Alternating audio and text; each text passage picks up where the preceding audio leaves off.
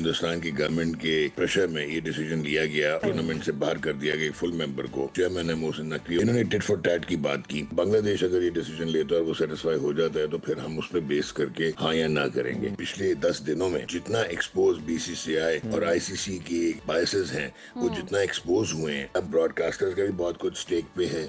आखिरकार मसले का हल निकल आया। पाकिस्तान ने जी 15 फरवरी को भारत के खिलाफ मैच खेलने का बाज़ाब्ता ऐलान कर दिया और ये महज एक मैच नहीं है बल्कि एक साब शिकन सिफारती जंग थी जो एक बार फिर पाकिस्तान के नाम रही। और कहानी में ट्विस्ट उस वक्त आया जब श्रीलंकन सदर ने खुद वज़ीर आज़म शहबाज शरीफ को फ़ोन किया और मैच खेलने की दरखास्त की। और पाकिस्तान का मैच ना खेलने का फैसला बांग्लादेश की हिमायत में था, तो बांग्लादेश की भी ख्वाहिश थी कि पाकिस्तान भारत के खिलाफ खेले। पाकिस्तान ने बड़े भाई का किरदार अदा करते हुए अपने फैसले पर नजरसानी कर ली, लेकिन क्या ये फैसला इतना ही सादा है जितना नजर आता है? दूसरी तरफ पीएसएल कामयाबी के झंडे गाड़ रही है। मुल्तान सुल्तान्स 2 और 45 करोड़ में वॉलीटेक ग्रुप ने खरीद ली है। नाम भी बदलकर रावलपिंडी रख दिया जनाब। और इसका पीएसएल की ब्रांडिंग पर कितना मुस्बत असर पड़ेगा और पाकिस्तान के फैसला बदलने के पीछे की कहानी जानने के लिए हमने दावत दी है senior sports analyst doctor Numan Niaz साहब ने। डॉक्टर साहब, वेलकम टू सुनो पाकिस्तान। हम बहुत ज्यादा हैं क्योंकि हमें पता है कि आपके पास बहुत सारी खबरें हैं। कोशिश करेंगे कि कुछ ना कुछ आपसे निकलवा सके। हमें ये बताइए कि पाकिस्तान ने दोस्त ममालिक की दरख्वास्त पर अपना फैसला तो तब्दील कर लिया है। अब 15 फरवरी को पाक भारत दंगल तो होने जा रहा है।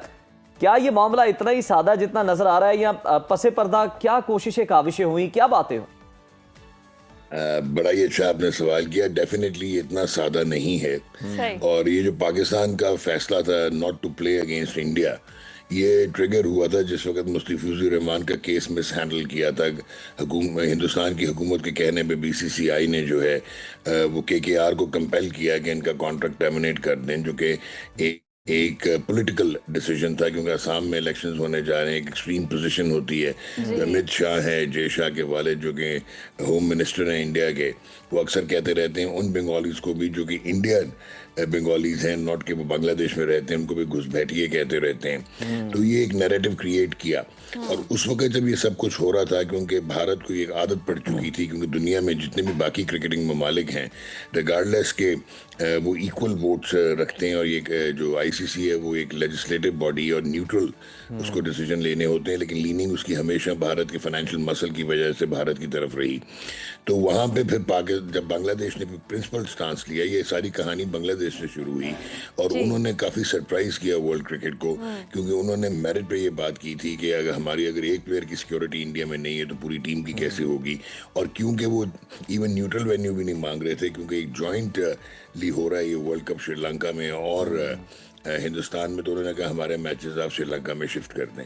फिर ये जो 14-2 की वोटिंग हुई जिसमें श्रीलंका भी शामिल था, जिन्होंने अगेंस्ट किया बांग्लादेश के वोट, और अफगानिस्तान ने भी अगेंस्ट किया। ये 14-2 की वोटिंग अगेन एक बहुत ही हैज़र्ड तरीके से प्रोसेसेस को फॉलो किए बगैर बहुत जल्दी एक बोर्ड मीटिंग बुला के ये अगेन जो एक पॉलिटिकल इम्पैक्ट में और हिंदुस्तान की गवर्नमेंट के प्रेशर में ये डिसीजन लिया गया और टूर्नामेंट से बाहर कर दिया गया एक फुल मेंबर को। और आयरनी ये थी कि एक एसोसिएट मेंबर को ले आए। तो यहाँ पे फिर इंटरनेशनल क्रिकेट की जो फॉल्ट लाइंस थी गवर्नेंस की, उसमें फिर किसी ने तो खड़ा होना था। तो पाकिस्तान ने ये इनिशिएटिव लिया और उसका एक रीज़न है। ये ठीक है कि हमेशा से 2002 से क्लाउड चलता आ रहा था बीसीसीआई का, और बाकी वर्ल्ड क्रिकेट ऑस्ट्रेलिया इसलिए हम लोग भी इसी तरह फॉलो करते रहे। लेकिन जब एशिया कप में सबसे पहले तो ये जो चैंपियंस ट्रॉफी 2025 की, जहाँ पे आपकी सिक्योरिटी टीम्स ने क्लियर किया हुआ था आईसीसी की, और बोर्ड ने आपको एक होस्ट का दर्जा दिया हुआ था आईसीसी के, वहाँ पे आखिर में आके भारत ने subject to the permission by the government of India करके और पाकिस्तान ना आए, हालांकि बाकी सारी टीमें पाकिस्तान आई। तो यहाँ पे कॉन्ट्रडिक्शन हुई, जिसपे फिर आपके जो चेयरमैन है मोहसिन नकवी, ऑब्वियसली ये प्रीवियस जो इनके जो थे जो गुजरे हैं इनके प्रेडिसेसर्स, उनसे ये बहुत मुख्तलिफ हैं, क्योंकि ये पावर यील्ड करते हैं, फेडरल मिनिस्टर फॉर इंटीरियर भी हैं और एक पर्सनालिटी और अंदाज की है। तो इन्होंने टिट फॉर टैट की बात की, और यही बोर्ड जिसने बांग्लादेश को 14-2 वोट आउट किया, उसने पाकिस्तान की ये चीज़ मानी थी। क्यों? क्योंकि हमारी एक ब्रांड इक्विटी है और 62% रेवेन्यू जो आईसीसी के टूर्नामेंट्स का है वो आता है फ्रॉम पाकिस्तान इंडिया मैच। फिर 2017 से इतने कंपेलिंग सर्कमस्टांसेस थे कि पाकिस्तान दूसरे ग्रुप में था, बीइंग द नंबर 8 टीम, और इंडिया दूसरे में था, बट दोनों को ब्रॉडकास्टर्स के कहने पे एक ग्रुप में रखा, और उसके बाद हमेशा पाकिस्तान हिंदुस्तान एक ही ग्रुप में रहे। देन 80% ऑफ जो ACC के एशिया कप के जो रेवेन्यू आता है पूरे टूर्नामेंट का, वो पाकिस्तान हिंदुस्तान के मैचेस से आता है। तो ये, और आजकल वैसे भी ब्रॉडकास्टर्स के बड़े मसाइल हैं हिंदुस्तान में, जब से सुप्रीम कोर्ट ऑफ इंडिया ने बैन कर दिया हुआ है ये जो आपकी गेमिंग एप्स हैं, और ये जो ड्रीम 11 टाइटल स्पॉन्सर भी हिंदुस्तान का खत्म हुआ, वो $750 मिलियन का आउटले था। वो जब खत्म हुआ तो ये तो राइट्स वापस करने गए थे ICC को। ICC ने बिडर्स ढूंढे थे, जिसमें नेटफ्लिक्स भी था, जिसमें ये Amazon भी था, जिसमें सोनी पिक्चर्स भी था, और उन सारों ने कहा कि हमने नहीं लेना। तो ये तो अब अगर इंडिया पाकिस्तान करना होता तो वो राइट्स भी वापस कर देते, और अभी 2027 में जो ब्रॉडकास्टिंग साइकिल खत्म होगा ICC का, इनको बायर नहीं मिलना। तो वो वक्त दूर नहीं है जिस वक्त ब्रॉडकास्टर कहेंगे कि अच्छा यार, अगर हमारे $750 मिलियन की रेवेन्यू नहीं आ रहा तो पाकिस्तान हिंदुस्तान की बायलैटरल सीरीज या टेस्ट ICC टेस्ट चैंपियनशिप में तो शुरू करो टू एक्चुअली रिकम्पेंस, वरना तो इनको कोई खरीदेगा नहीं। तो उसमें फिर आपने प्रिंसिपल स्टैंड लिया, सॉलिडारिटी दिखाई। नुमान साहब, बहुत ही जबरदस्त अंदाज में बहुत कम टाइम में आपने पूरी स्टोरी बयान कर दी है, जिसको नहीं भी समझ आनी थी उसको भी पूरे तरीके से समझ आ चुकी कि कहानी क्या है। तो क्या आपको लगता है कि जो पाकिस्तान ने ICC से अपनी सालाना आमदनी में इजाफे या हाइब्रिड मॉडल के खात्मे जैसी कोई ठोस यकीन दहानी हासिल कर ली? देखें, जब आपने इतना बड़ा डिसीजन लिया है, एक तो आपका जो मेन एम था वो था बांग्लादेश, बल्कि आपने तो यहाँ तक कह दिया था उनको, ये जो ICC के डिप्टी चेयर आए थे और उनके एडवाइजर थे एसोसिएट कंट्रीज के, कि बांग्लादेश अगर ये डिसीजन लेता है और वो सेटिस्फाई हो जाता है तो फिर हम उस पर बेस करके हाँ या ना करेंगे।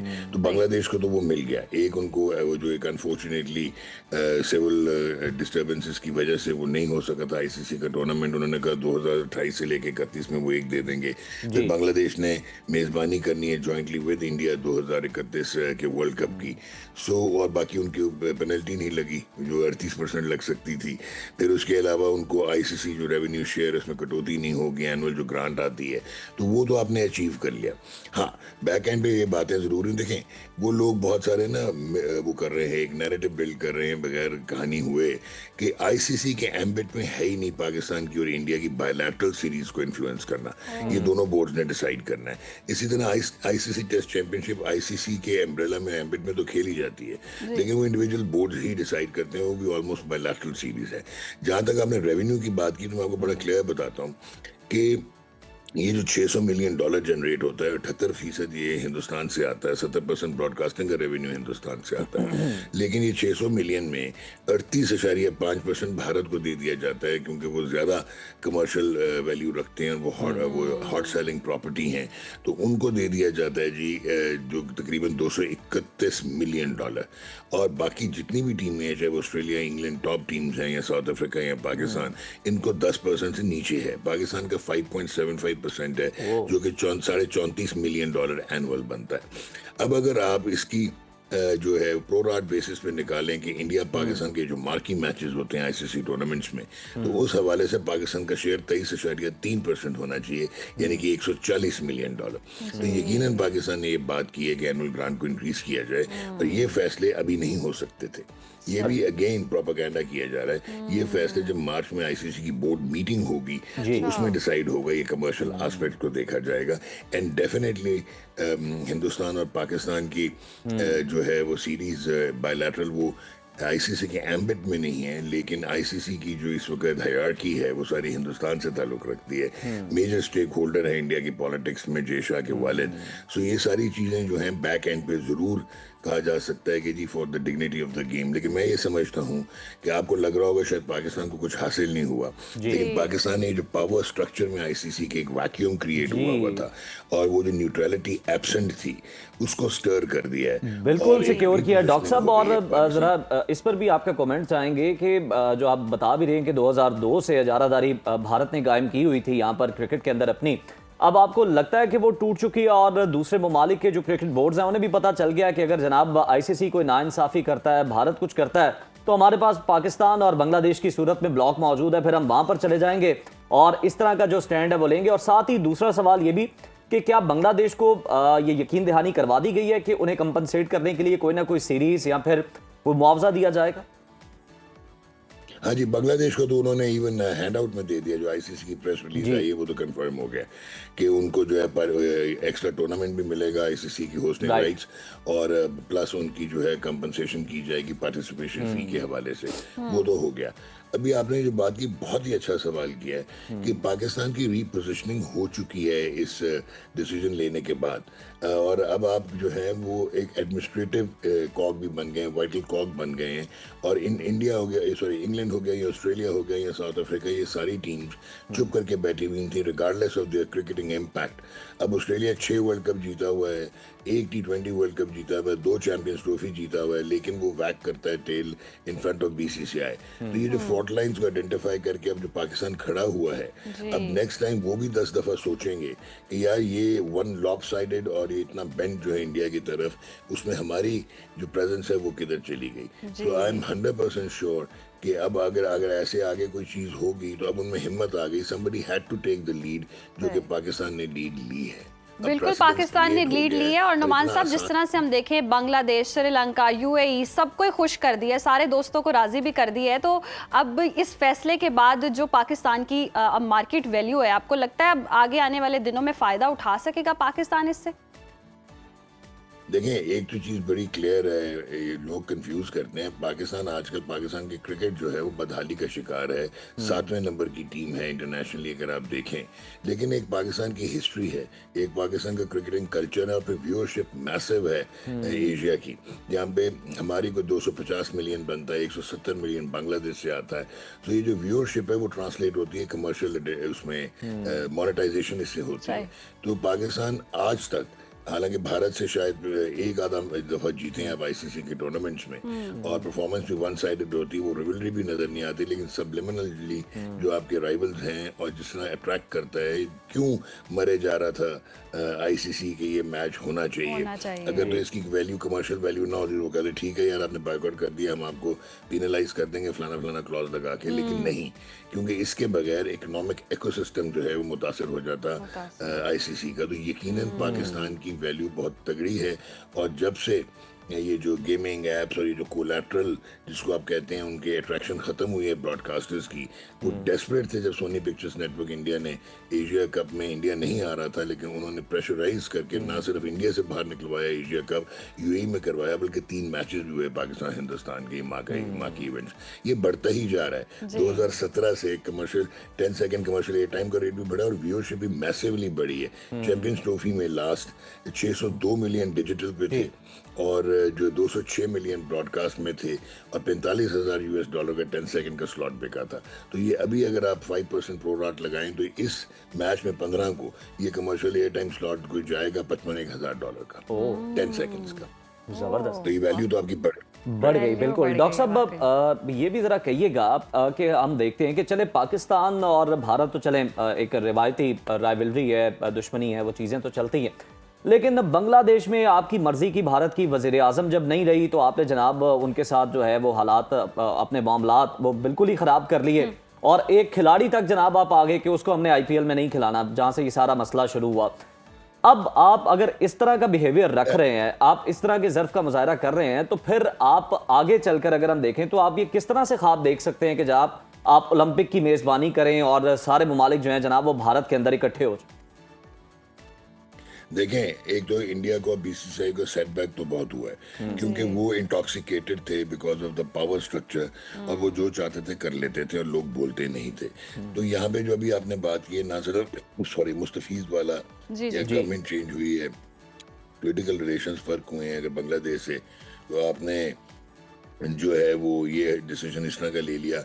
एशिया कप में हाथ ना मिलाना, चले ठीक है, वो सिंबॉलिक है, आईसीसी के एम्बिट में नहीं है, उसके कोई क्लॉजेस नहीं है, वायलेशन नहीं है, लेकिन फिर सूर्य कुमार का पॉलिटिकली मोटिवेटेड स्पीच करना और उसके बाद ट्रॉफी ना लेना एसीसी के प्रेसिडेंट से, तो ये तो total bringing the game to disrepute था, पॉलिटिसाइजिंग द गेम था।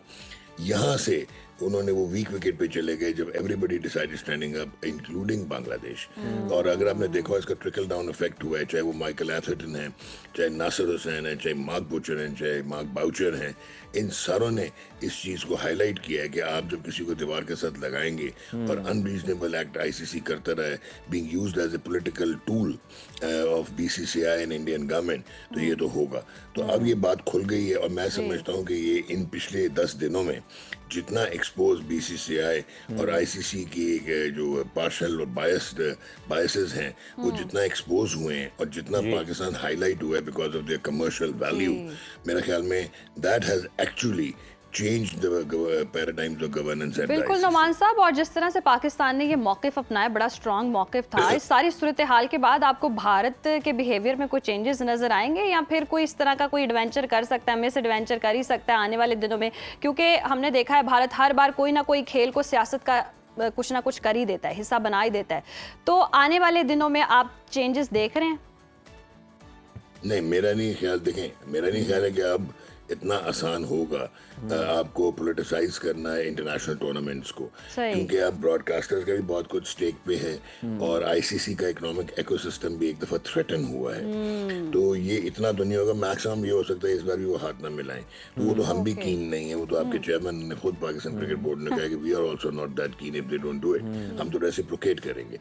लेकिन हाथ ना मिलाएं डॉक्टर साहब, फिर हाथ मलते रह जाएं, कोई फर्क नहीं पड़ता इस चीज से। अच्छा डॉक्टर साहब, लास्टली जरा इस पर भी कमेंट कर दीजिएगा, ये जो पीएसएल का मामला है, हमने देखा कि जनाब सरमायाकारों की, इन्वेस्टर्स की बड़ी गैर मामूली दिलचस्पी थी। मुल्तान सुल्तान जो है उसको बेच दिया, नाम भी बदल दिया, वलीटेक ने 2 अरब 45 करोड़ की सबसे ज्यादा बोली लगाई, रावलपिंडी नाम रखने का फैसला हुआ है। आप क्या समझते हैं? मुल्तान सुल्तान एक बड़ी फातेह टीम थी, एक नाम भी जो था बड़ा एस्टेब्लिश था, क्या फर्क पड़ेगा इससे? यार देखें, एक तो अनफॉर्चुनेटली जब वो उनके हाथ से निकली है अली तरीन के, तो मुल्तान सुल्तान के अंदर नाम बदला है, तो वो जो आइडेंटिटी क्रिएट हुई थी और जो कनेक्टिविटी थी साउथ पंजाब की पॉपुलेशन के साथ, वो तो खैर अब खत्म हो गई। लेकिन जहाँ तक नाम चेंज करना है वो विद इन द रूल्स था, और जो बंदा 2 अरब 45 करोड़ लगा रहा है और अगर वो पिंडी से उसकी कनेक्टिविटी है और वो अगर भाभरा बाजार से शुरू होके और बन्नी से लेके सेटलाइट टाउन में बड़ा हुआ है, तो अगर उसने ये किया है तो कोई मुज़ाहिका नहीं है। और दूसरा 34 करोड़ की कोयटा ग्लैडिएटर्स है और 2 अरब और 45 करोड़ की जो है अब ये रावलपिंडी की टीम हो गई। 1 करोड़ और मेरा ख्याल है 1 अरब 82 करोड़ की जो है वो शायद सियालकोट है, 1 अरब और 75 करोड़ की जो है वो हैदराबाद है। तो ये जो $31 मिलियन साल का पाकिस्तान कमाएगा, इसमें जो सबसे खुशाइन बात है कि पहले हम टोटली डिपेंडेंट होते थे आईसीसी की ग्रांट जो $34 मिलियन की आती थी। तो अब आप खुद फ्रॉम योर ओन प्रोडक्ट आप अगर इस साल का $31 मिलियन कमाएंगे इस मद में जो इन्होंने फी देनी होगी, तो आई पर्सनली फील के ये बहुत ही बड़ी अपॉर्चुनिटी है and a job very well done by Pakistan super league. और ये पहले कुछ भी नहीं हो रहा था, ये again it was the chairman Pakistan cricket board Mohsin Naqvi जिन्होंने डिसाइड किया और इंटरवीन किया, और उसके बाद से ये ऑक्शंस भी हुए, ये बल्कि प्लेयर का ऑक्शन भी आना शुरू हो गया। आपने वो पुराना तकियानुसी जो ड्राफ्ट सिस्टम उसको खत्म किया। अभी बहुत सारे टीदिंग इश्यूज हैं, लेकिन ये ओवरकम हो जाएंगे। और आई पर्सनली फील कि पीएसएल जितनी स्ट्रांग होगी उतने आप वाइब्रेंट और ज्यादा स्ट्रांग। बिल्कुल डॉक्टर साहब, ये इश्यूज जो हैं छोटे मोटे हैं और ये एड्रेस हो जाएंगे, और पीएसएल 11 जो एडिशन है ये बहुत ही जबरदस्त होने वाला है। Thank you so much doctor साहब आपके वक्त का।